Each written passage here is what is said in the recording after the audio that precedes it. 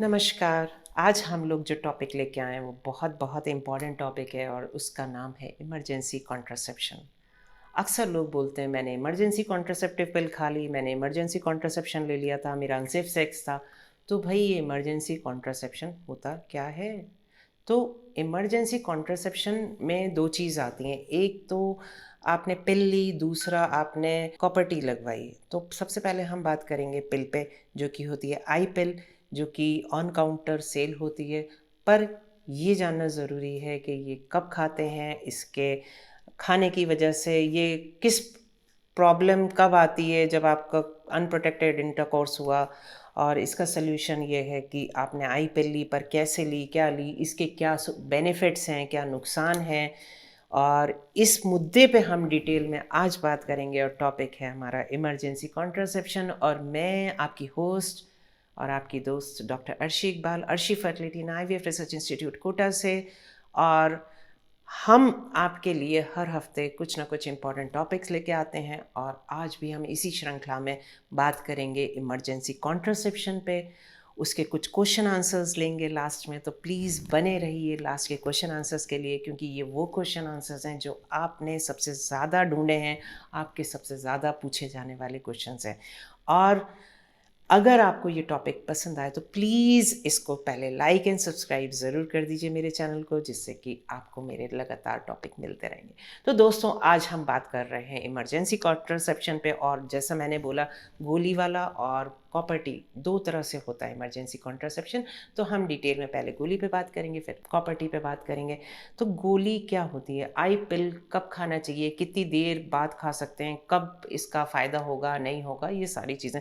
तो आई पिल जो है, जो हम सादा कॉन्ट्रासेप्टिव पिल खाते हैं, उससे आई पिल में जो दवा होती है लेवोनॉर्जेस्ट्रोल, वो कम से कम 10 टाइम्स ज़्यादा होती है जो हम रूटीन में डेली खाते हैं। अब आई पिल यूजली कब खाई जाती है, या तो कोई महिला लगातार गर्भ निरोधक गोली खा रही है और बीच की वो गोलियां भूल गई है और उसका अनप्रोटेक्टेड इंटरकोर्स हुआ है जहाँ पे उसने कॉन्डम यूज़ नहीं करा है, तो वो आई पिल खा सकती है। या फिर कॉन्डम फट गया, ये दूसरी स्थिति होती है। या फिर कोई और कारण रहा कि जहाँ पे मल्टी लोड लगा था या कॉपर टी लगी थी और वो दोबारा लगाई नहीं गई, बीच में 3-4 हफ्ते का गैप हो गया, तो वहाँ पे भी इमरजेंसी कॉन्ट्रासेप्शन यूज़ करा जा सकता है, जो कि आईपिल है, अगर आपका अनप्रोटेक्टेड इंटरकोर्स हुआ है।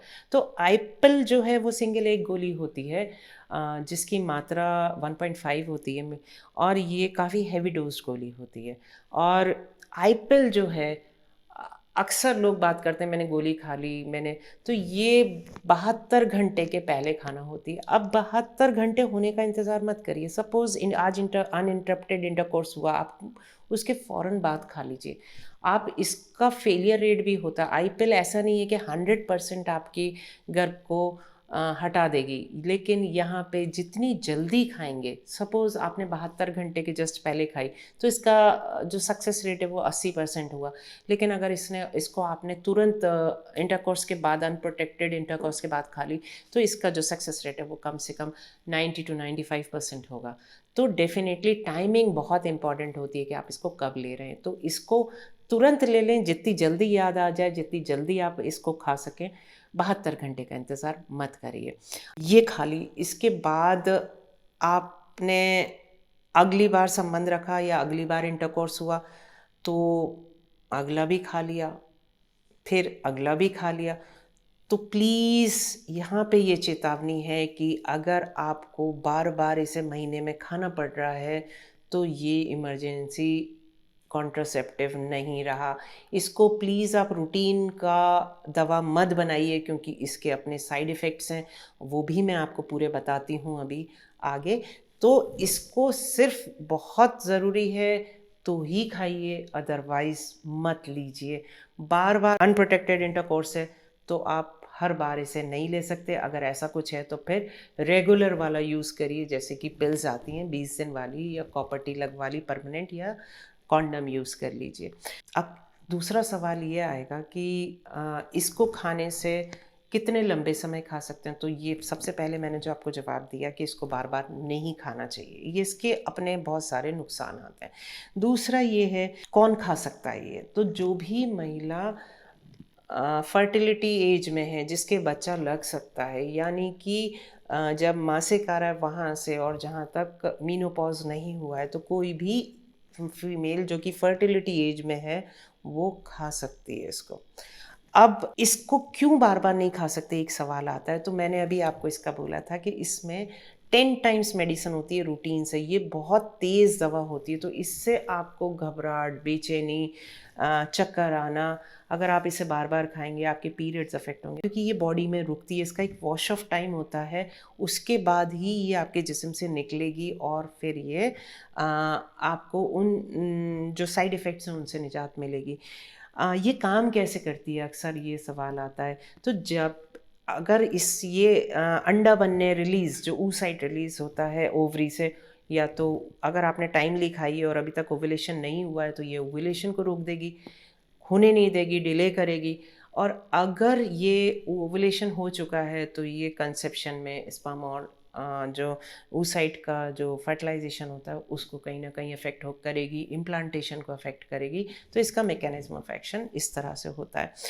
एक और सवाल आता है कि आपने कहा कि आई पिल के अलावा आप कॉपर टी भी लगा सकते हैं। तो कॉपर टी डेफिनेटली, अगर आपके पास सुविधा है और आप आई पिल नहीं लगवाना चाहते, खाना चाहते और इमरजेंसी थोड़ा सा टाइम ज़्यादा हो गया है, 72 घंटे निकल गए, पर अपन को चाहिए कि है ना अपने को कॉन्ट्रासेप्शन यूज़ करना है कोई मेथड, तो आप इमीडिएटली कॉपर टी या मल्टीलोड लगवा सकते हैं। वो भी कहीं ना कहीं आपको हेल्प करेगी इमरजेंसी कॉन्ट्रासेप्शन में। अब साइड इफ़ेक्ट्स क्या क्या होते हैं? देखिए, दवा की मात्रा ज़्यादा है तो डेफिनेटली साइड इफ़ेक्ट्स हैं। बहुत सारे लोग जो मुझे अक्सर पेशेंट मिलते हैं, महीने में 2-2, 3-3, 4-4 बार, मतलब उन्होंने रूटीन बना लेते हैं, तो और उसके बाद वो मेरे को ये बोलते हैं कि उनको प्रॉब्लम पीरियड में है। तो इतनी ज़्यादा डोज में है कि इसमें अक्सर पेशेंट को या तो ब्लीडिंग होने लगती है, बीच में जो स्पॉटिंग होने लगती है, या उनके पीरियड इरेगुलर हो जाते हैं। और हर महीने मरीज़ कहता है कि मैं हर महीने खा लूँ, मेरे हस्बैंड एक आध बार ही आते हैं। तो देखिए, कोशिश करिए कि ना खाएं, ये लॉन्ग रन के लिए अच्छा नहीं है। ये आपके पीरियड्स को ज़्यादा अफेक्ट करता है और आपके पीरियड काफ़ी ज़्यादा इरेगुलर हो जाते हैं। तो प्लीज़ इसको ना खाएं। तो अब इमरजेंसी कॉन्ट्रासेप्शन वाली जो चीज़ है, इस पे हम सवाल जवाब करें तो अगर सबसे पहला सवाल आता है कि मैं ऑलरेडी बच्चा पैदा हो चुका है, मैं लैक्टेटिंग मदर हूँ, तो क्या इसका मेरे दूध पे या मेरे बच्चे पे कोई असर पड़ेगा? तो डेफिनेटली इसका इम्पैक्ट लैक्टेटिंग मदर पे नहीं है, उसके ब्रेस्ट फीडिंग पे नहीं होता, बच्चे के दूध पे नहीं होता। फिर दूसरा क्वेश्चन आता है कि क्या मेरी अगली प्रेगनेंसी पे, क्या मैं माँ बन पाऊंगी अगली बार अगर मैं ये आई पिल बार बार ले रही हूँ? तो इसका किसी भी प्रेगनेंसी पे इफ़ेक्ट नहीं पड़ता। अगली बार आप प्रेग्नेंट हो सकते हैं, अगर आपने 1-2 बार लिए तो डेफिनेटली आपका जब पीरियड रेगुलराइज होगा उसके बाद कंसेप्शन में प्रॉब्लम नहीं आएगी।